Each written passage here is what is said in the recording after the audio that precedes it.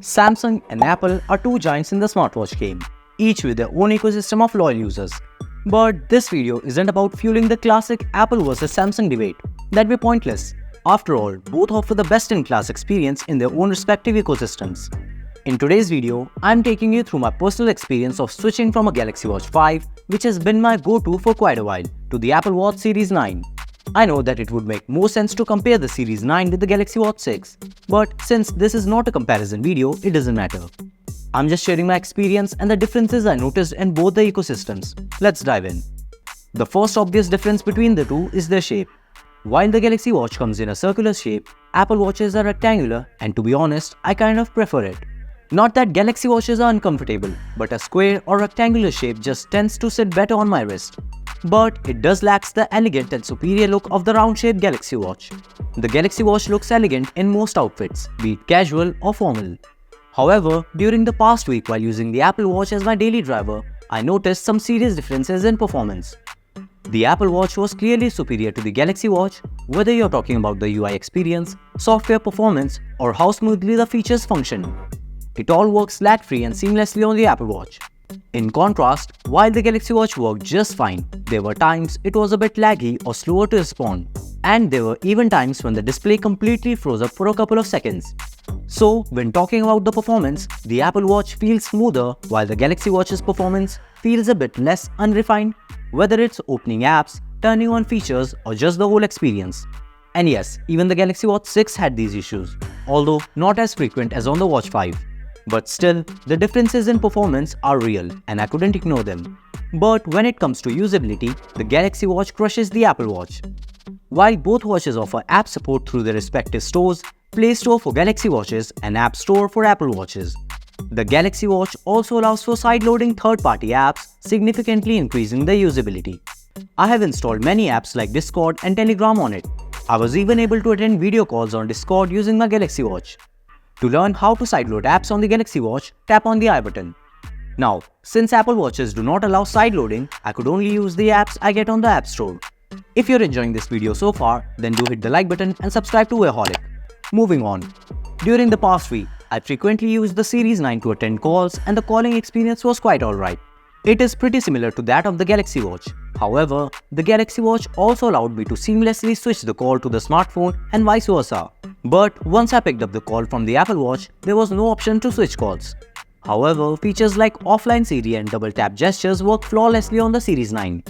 In my experience, Siri is also faster and a bit more responsive than Bixby on the Galaxy Watch. As you saw, Bixby took a couple of extra seconds to activate and complete the request, whereas Siri instantaneously did the job. Other than this, pretty much everything is the same. You receive all the notifications on the watch, you can receive, read, and even reply to text messages and emails, stream music, use navigation, or get weather information. Both watches have a strong build and can easily survive splashes, rain, or even submersion in water. So in terms of durability, they are evenly matched. However, I should point out that Apple Watches have a slightly curved and elevated screen compared to the flat display on the Galaxy Watches, so they can be more prone to damage. And that brings us to the next point, the display. Both are high-end smartwatches by global brands, so no matter which one you get, you are going to get a ridiculously good and bright display. Both the Apple Watch Series 9 and the Galaxy Watch 6 have displays with 2000 nits of peak brightness, so you won't have any visibility issues in both indoor and brightly lit outdoor environments. And although the Galaxy Watch 5 has only 1000 nits of peak brightness, which is half as compared to the Apple Watch, it is still very vibrant and completely visible in sunlight. From time to time, I use the Galaxy Watch to measure my health metrics. It offers advanced activity tracking features like ECG monitoring, blood pressure tracking, and body composition measurement, along with SpO2 tracking, stress tracking, sleep tracking, and more. The new Galaxy Watch 7 can even detect sleep apnea, which is really impressive. What's surprising is that the Apple Watches offer fewer health tracking features than the Galaxy Watches. The Apple Watch Series 9 only tracks your heart rate, SpO2 levels, sleep, menstrual cycle, and ECG. However, the US variants of the Apple Watches miss out on the SpO2 feature as well, due to a patent dispute with Massimo. That said, even with the fewer features, the one it does offer are impressively accurate. As for activity tracking, both the Galaxy Watch and the Apple Watch offer tracking for numerous sports, workouts, and activities, with both of them offering features like auto detection. However, when I tracked my activities using the Series 9, I got better and more consistent results than the Galaxy Watches. Now, let's talk about the battery backup. So, I'm used to charging my Galaxy Watch 5 every day, as it gives about 1 day or 24 to 26 hours of battery backup, even after 2 years. In contrast, the Series 9 easily lasted for about 1.5 days or 35 hours as per my usage.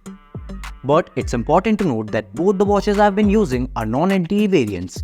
If you have an LTE or cellular variant, then you may get lower battery life as compared to non-LTE or non-cellular variants. And when it comes to charging, the Galaxy Watch 5 goes from 0 to 100% in about 75 minutes, whereas the Apple Watch took about 65 minutes for a full charge. So, in my experience, the Apple Watch Series 9 not only charges a bit faster, but also lasts a bit longer than the Galaxy Watch. So to sum up, I can safely say that Apple Watches provide a smoother experience and a longer battery life, but at the cost of fewer health tracking features and no third-party app support, which kind of limits its usability. Whereas the Galaxy Watches offer lots of advanced health tracking features, support for third-party apps through sideloading, and compatibility with almost every smartphone besides the iPhone. So which one's the winner? Well, it depends on you. In the end, if you belong to the Android ecosystem, then Galaxy Watches are the way to go. And if you use an iPhone, then Apple Watches are the definitive choice. So ultimately, which is the better fit for you depends on the ecosystem of your smartphone. And that wraps up this video. If you enjoyed it, then please hit the like button, subscribe to Wearholic, and hit the notification bell to stay updated with the latest content. Thanks for watching, and I'll catch you guys next time.